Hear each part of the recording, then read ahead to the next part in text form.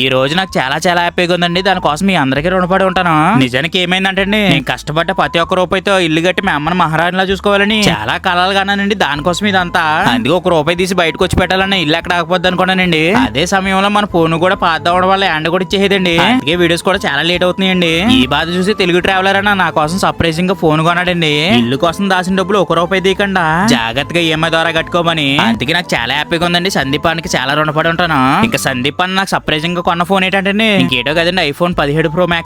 ఈ సర్ప్రైజ్ నాకే కదండి మా అమ్మకు కూడా. అందుకే మా అమ్మ కొత్త ఫోన్ ఓపెన్ చేయగానే మా అమ్మ ముఖం వెలిగిపోతుందండి చాలా ఆనందంగా.